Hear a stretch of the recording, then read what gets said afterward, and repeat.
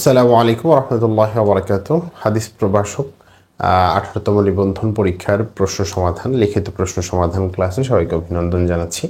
আমরা হাদিস প্রভাষকের প্রশ্ন সমাধান করছিলাম। তো আমরা সর্বপ্রথম যে কথাটি আপনাদেরকে সবসময় বলি যে আমাদের ইবারতটা সবচেয়ে বেশি ক্লিয়ার করতে হবে, কারণ আমাদের পরীক্ষাগুলোতে সবচেয়ে বেশি ইবারতের উপর কিন্তু প্রায়োরিটি দেওয়া হয়। তো আমরা যে ইবারতটা পড়ি আন ইবনু আব্বাস রাদিয়াল্লাহু তাআলা আনহু, সেখানে আমরা কি পড়বো? আন, যেহেতু হরফে সাকিন আছে, তো সাকিনকে যখন হরকত দিয়ে পড়তে হয় তখন জের দিয়ে পড়তে হয়। আর সাকিন উদা হরিকা হরিকা বিল কাসরা, তাহলে আন ইবনি আব্বাসিন, আন যেহেতু হরফে জর, তাহলে এটা দিয়ে জের প্রদান করবে ইবনি। তাহলে আমরা কি পড়বো? আন ইবনি আব্বাসিন, ইবনি যেহেতু মুদাফ হয় সবসময় এবং মুদাফিলা হিসেবে পরবর্তী সঙ্গে জর দেয়, তাহলে আন ইবনি আব্বাসিন এটা পড়বো আমরা। মূলত যে বিষয়টা সেটা হচ্ছে আন হরফে জর, এটা মুদাফ এবং এটা মুদাফিলে, ঠিক আছে। এবার আমরা যদি পড়ি রাদিয়াল্লাহু আনহুমা, এখানে আমরা একটু স্পষ্ট করে দেই।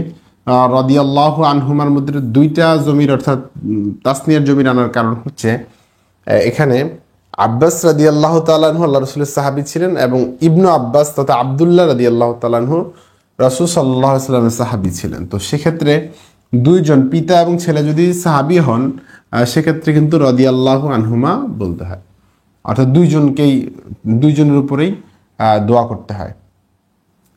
আন্না রাসূলুল্লাহি সাল্লাল্লাহু আলাইহি ওয়াসাল্লাম, আন্না যেহেতু হরফে মুশাব্বাহ বিল ফিল, এজন্য আমরা পড়েছি রাসূলুল্লাহি জবর দিয়ে, ঠিক আছে। আবার এটা নাকেরা, এটা মারেফা, এজন্য এটা কিন্তু জের হয়েছে মুদাফ মুদাফিল হিসেবে।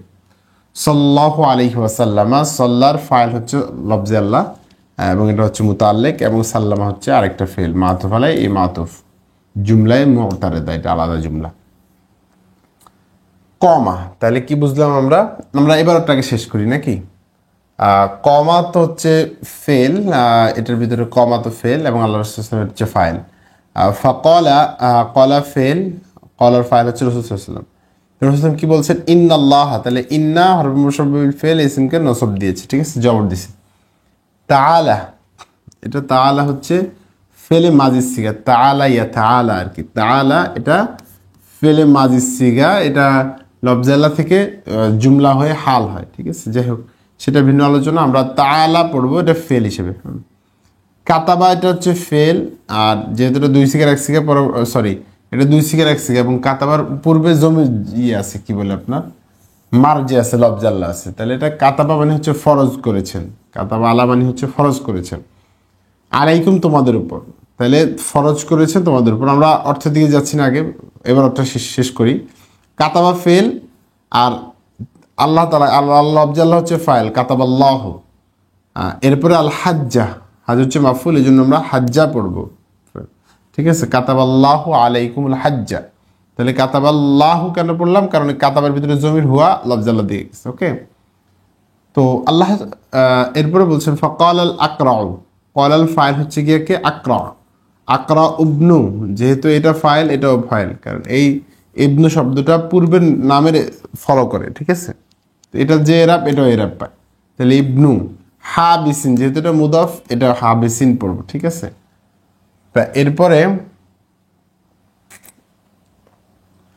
যে বিষয়টা আমরা একটু ব্যাখ্যা করে দিই, এরপরে ইবারত নিয়ে আলোচনা করব, কারণ ইবারতের সাথে ব্যাখ্যার কিছু সম্পর্ক আছে। তো হযরত ইবনে আব্বাস রাদিয়াল্লাহু আনহু বলছেন যে আন্না রাসূলুল্লাহি, হ্যাঁ, রাসূল সাল্লাল্লাহু আলাইহি ওয়াসাল্লাম কমা, তিনি দাঁড়ালেন, তাহলে ফাইলকে রাসূল সাল্লাল্লাহু আলাইহি ওয়াসাল্লাম, ঠিক আছে। ফাকাল, অতঃপর বললেন, ইন্নাল্লাহ, নিশ্চয় আল্লাহ তাআলা কাতাবা ফরজ করেছেন, আলাইকুম তোমাদের উপর, আল হাজ্জা, তাহলে কাতাবার ফাইলকে আল্লাহ তাআলা, আল হাজ্জা এটা মাফুল, ঠিক আছে, হজকে ফরজ করেছে। অর্থাৎ হঠাৎ করে একদিন আল্লাহ সাল্লাল্লাহু আলাইহি ওয়াসাল্লাম সাহাবা ইকরামের সামনে দাঁড়ালেন এবং বললেন যে আল্লাহ তাআলা তোমাদের উপর হজকে ফরজ করেছেন। ফাকাল আকরাউ, আকরা, আকরা বলতেছেন রাসূলুল্লাহ সাল্লাল্লাহু আলাইহি ওয়াসাল্লাম, একজন সাহাবী, তিনি বললেন আকরা ইবনে হাবিস, তিনি বললেন ইয়া রাসূলুল্লাহ আকুল্লা আমিন ইয়া রাসূলুল্লাহ। দেখেন তো কুল্লা কেন পড়লাম, বিষয়টা খেয়াল করেন, এই কুল্লা কেন হইল? কারণ হচ্ছে কুল্লাটা হচ্ছে জরফ বুঝায়, কুল্লা আম মানে প্রত্যেক বছর। জরফটা কিভাবে বুঝায়? বিষয়টা হচ্ছে মূলত বাক্যটার এখানে আরেকটু বাক্য ছিল এরকম, আ কাতাবাল, আ কাতাবা আলাইনা, কুল্লা আমিন, কুল্লা আমিন, সরি, কুল্লা আমিন। বিষয়টা বুঝছেন? বিষয়টা হচ্ছে আকাতাবা আলাইনা কুল্লা আমিন, মানে আমাদেরকে আল্লাহ তাআলা প্রত্যেক বছরই হজ ফরজ করেছেন, প্রত্যেক বছর। তাহলে এই কুল্লাটা এই জন্য পড়লাম, ঠিক আছে। আমিল হচ্ছে মানে একটা মাহজুফ ফেল, এখানে ফেল আছে কাতাবা। তাহলে কুল্লা আমিন, তো কুল্লু তো লাজমাতুল ইজাফাত, পরবর্তী সঙ্গে জর দেয়। হ্যাঁ, কুল্লা প্রত্যেক বছর। তো স্বাভাবিক, যখন আল্লাহ রসুল বলছেন যে তোমাদের জন্য হজ ফরজ, তো স্বাভাবিকভাবেই তো হজ তো প্রতি বছর আসে। তো একটা স্বাভাবিক প্রশ্নই ছিল যে প্রত্যেক বছরই কি ফরজ? তো ইয়া রসুল আল্লাহ, ইয়া হরফে নেদা হওয়ার কারণে পরবর্তী নসব দিয়েছে এটা রসুল আল্লাহি। হ্যাঁ, রসুল আল্লাহি, হে আল্লাহ রসুল প্রত্যেক বছরই কি ফরজ? তো ফা সাকাতা, আল্লাহ রসুল সাল্লাল্লাহু আলাইহি সাল্লাম চুপ থাকলেন। এই সাকাতার ফাইল হচ্ছে আল্লাহ রসুল সাল্লাল্লাহু আলাইহি সাল্লাম। ফাকলা, চুপ থাকার পর, অন্য হাদিসে এসছে 3 বার বললেন, 3 বারই আল্লাহ রসুল চুপ থাকলেন। এরপর রসুল্লাহ বললেন যে লাউ কুলতু নাম, লাউটা হরফের শর্ত, এটা মনে রাখবেন।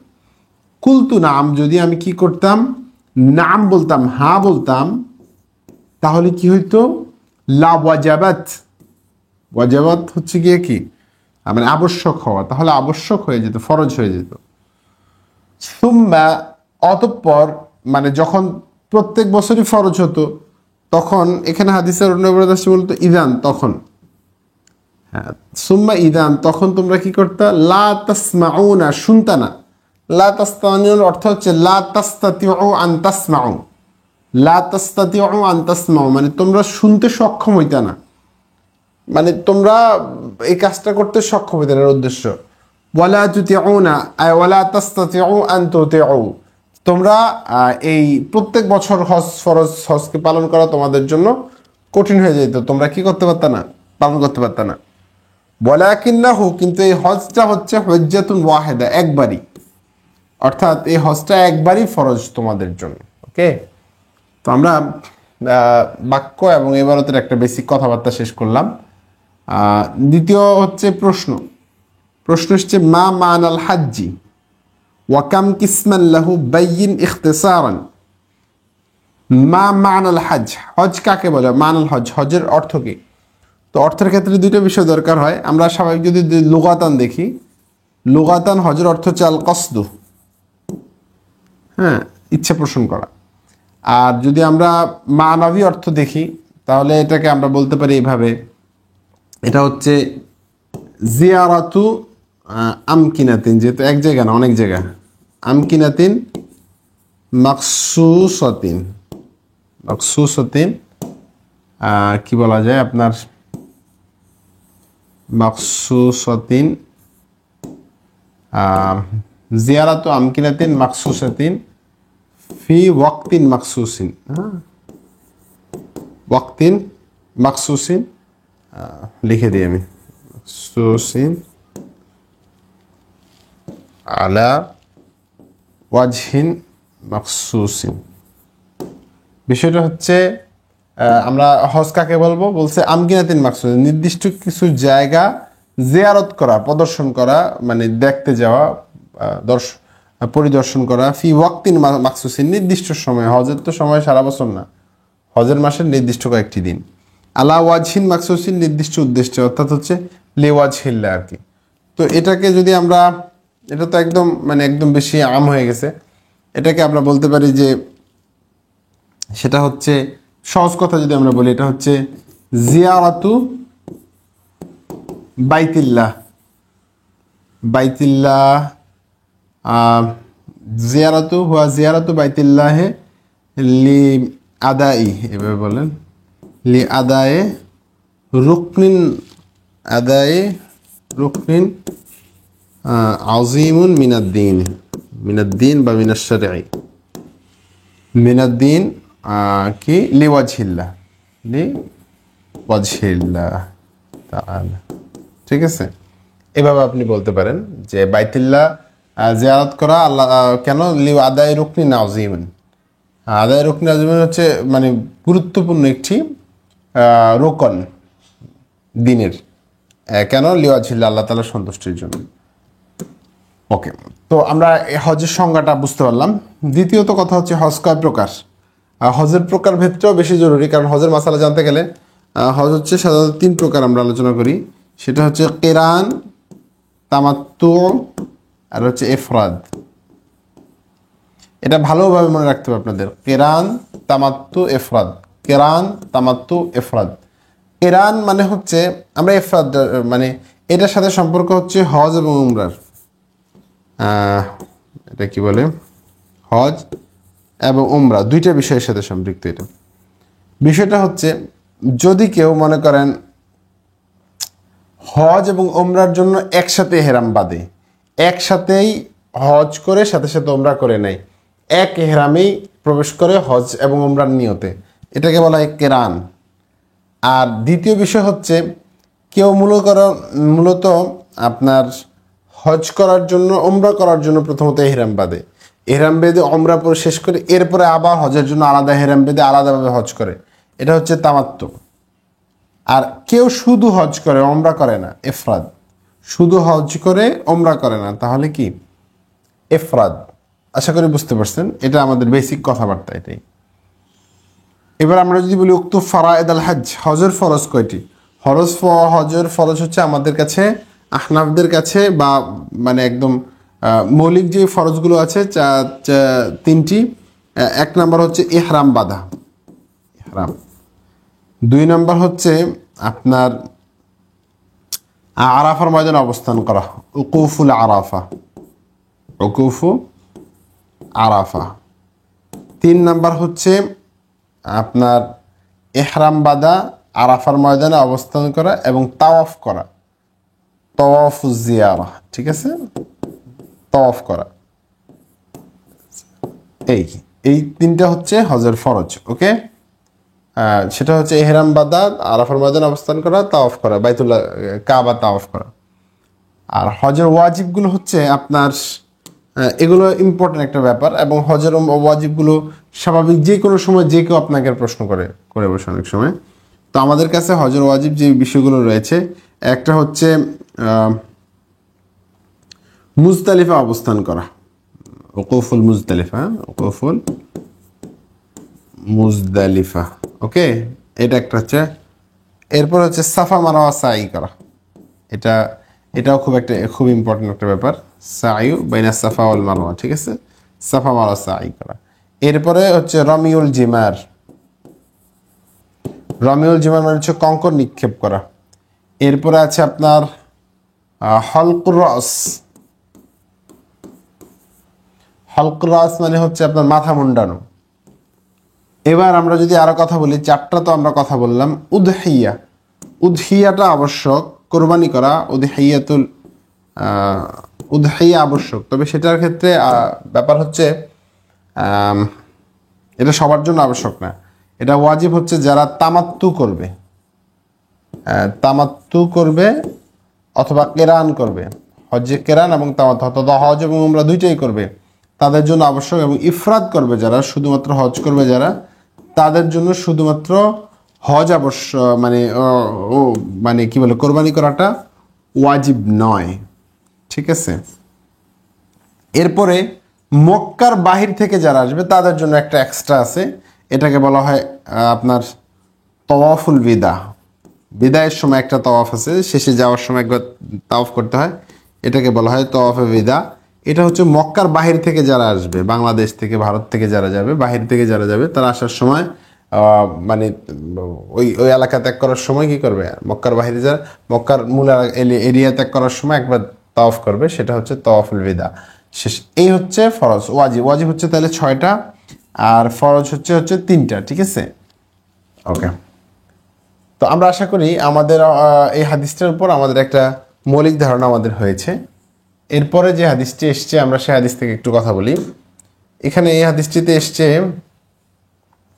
عن أبي هريرة رضي الله تعالى عنه أنه كان يقول شر الطعام طعام الوليمة يدعى لها الأغنياء ويترك المساكين ومن لم يأتي الدعوة فقد عصى الله ورسوله। এই হাদিসের মধ্যে ওলিমা নিয়ে কথা বলছে, আমরা এবারত নিয়ে কথা বলি।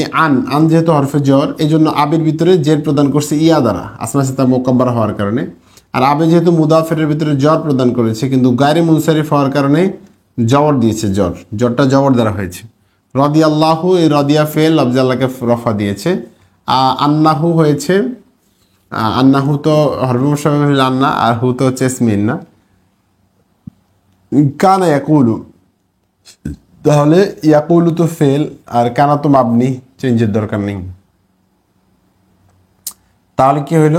ইয়াকুলু শাররুত তোয়ামি তোয়ামুল ওয়ালিমাতি, বলছে সবচেয়ে খারাপ খাবার হচ্ছে অলিমার খাবার। অলিমা মানে কি বলেন তো?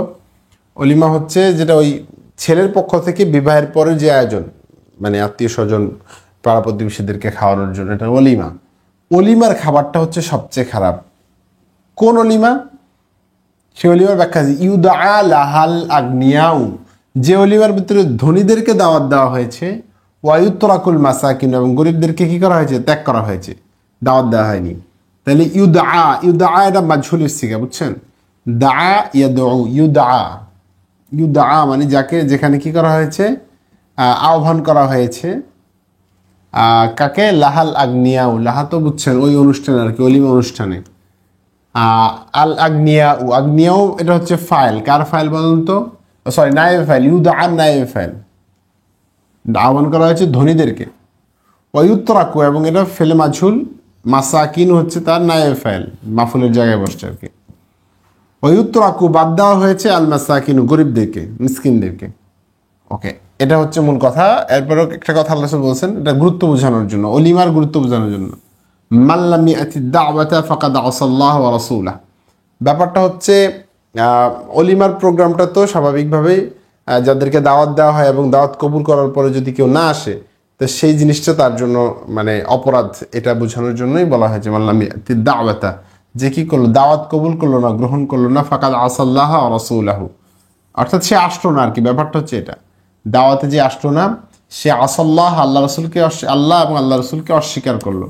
মূলত এর দ্বারা উদ্দেশ্য হচ্ছে আপনার কি করা? গুরুত্ব বোঝানো, এই দাওয়াতের বা এই প্রোগ্রামের গুরুত্বটা বোঝানো, এবং দাওয়াত কবুল করার যে ব্যাপারটা, সেটারও একটা গুরুত্ব এখানে প্রকাশিত হয়েছে। উক্তুব নুবযাতান মিন হায়াতি আবি হুরায়রা রাদিয়াল্লাহু আনহু। উক্তুব, তুমি লেখো, নুবযাতান একটা মানে ছোট্ট জীবনী লেখো, আন হায়াত আবি হুরায়রা। তো আবি হুরায়রা রাদিয়াল্লাহু তাআলা আনহুর ব্যাপারে আমাদের একটা বেসিক ধারণা থাকা উচিত, কারণ তেনার নাম ছিল মূলত আব্দুর রহমান। এটা তো আমরা সব প্রসিদ্ধ, এবং জন্ম হচ্ছে 602 এরকম। এবং এই সাহাবিকে বলা হয় রাইসুল মুহাদ্দিসিন, সকল মুহাদ্দিসদের সবচেয়ে বেশি হাদিস যিনি বর্ণনা করেছেন। এবং তিনি আপনার ইসলামের পূর্বে আব্দুস শামস নাম ছিল, এরপর আল্লাহ রাসূল সাল্লাল্লাহু আলাইহি ওয়াসাল্লাম তাকে আব্দুর রহমান নাম দিয়েছেন। পরবর্তীতে তিনি বিড়াল পালন করার কারণে আবু হুরায়রা, এবং আপনি একটু আবু হুরায়রা রাদিয়াল্লাহু তাআলার জীবনীর ব্যাপারে একটু ধারণা গ্রহণ করবেন অবশ্যই। মা হিয়াল ওয়ালিমা, ওয়ালিমা কাকে বলে? ওয়ালিমার সহজ কথা হচ্ছে যেটা যে প্রোগ্রামটা হয় কিসের কাছ থেকে? বিবাহের পরে ছেলের পক্ষ থেকে যে অনুষ্ঠানটা হয়, ছেলের পক্ষ থেকে আত্মীয় স্বজন গরিবদেরকে খাওয়ানোর জন্য যে প্রোগ্রামটা হয়, এটাকে বলা হয় ওয়ালিমা। নারীদের পক্ষ থেকে, স্ত্রীর পক্ষ থেকে যে অনুষ্ঠান হয়, সেটা কিন্তু ওয়ালিমা না, ঠিক আছে? ওমা হুকমুহা, এবং এটার হুকুম কি? হুকুম হচ্ছে দুইটা বিষয়। একটা হচ্ছে আপনার দুইটা বিষয় এখানে হুকুমে আসবে। একটা হচ্ছে ওয়ালিমা অনুষ্ঠান করাটা কি, এটা করা সুন্নাত, এটা আবশ্যক না, যদিও অনেকে আবশ্যকীয় অর্থ করেছেন, কিন্তু ওলিমা করাটা হচ্ছে সুন্নাত, আল্লাহ রাসূলের সুন্নাত। আর দ্বিতীয় বিষয় হচ্ছে, যদিও অলিমার মধ্যে আপনাকে কেউ দাওয়াত দেয়, সেখানে যাওয়ার ব্যাপারটা কি, সেটাও সুন্নাত। অনেকে ওয়াজিবের অর্থ করেছেন, কিন্তু হানাফি মাযহাবের নির্ভরযোগ্য মত হচ্ছে অলিমার দাওয়াত, অলিমা অনুষ্ঠান করা এবং অলিমার জন্য আরেকজনকে দাওয়াত দেওয়া, এটা দুইটাই সুন্নাত। তো দাওয়াত দিলে দাওয়াতে আসা, সেটাও সুন্নাতের অন্তর্ভুক্ত। তো সেক্ষেত্রে অলিমা করার ব্যাপারটা তো সুন্নাত, এবং অলিমার প্রোগ্রামে থাকা, অর্থাৎ কেউ দাওয়াত দিলে দাওয়াতে আসা বা দাওয়াত দেওয়ার যে বিষয়টা বা দাওয়াতে কবুল করার বিষয়টাও সুন্নাত। এবং যে কথাগুলো বলা হয়েছে কড়া ভাষায়, সেগুলো মূলত গুরুত্ব আরোপ করার জন্য বোঝানো হয়েছে, এবং জিনিসটা প্রয়োজনীয়। এবং দাওয়াত দিলে দাওয়াতে আসার বিষয়টা একটা সার্বিক বিষয়কে কিন্তু উপস্থাপন করা হয়েছে এখানে। দাওয়াত দিলে যদি, এখানে যে বিষয়টা মূলত যে লাম ইয়াতি দাওয়াতা ফাকাদ আসাল্লাহ রাসূলুহু, এখানে মূলত আপনার এই কথাটার উপর ভিত্তি করে অনেকে ওয়াজিব বলেছেন, কিন্তু আহনাফদের মত হচ্ছে এটা হচ্ছে সুন্নাত। দাওয়াত দিলে দাওয়াতে আসা বা অলিমার দাওয়াতে উপস্থিত থাকা অথবা যে কোনো দাওয়াতে উপস্থিত থাকার বিষয়টা হচ্ছে সুন্নাত। আর দ্বিতীয় বিষয় হচ্ছে অলিমার অনুষ্ঠানটা করা, সেটাও সুন্নাতের অন্তর্ভুক্ত। আশা করি বুঝতে পেরেছেন।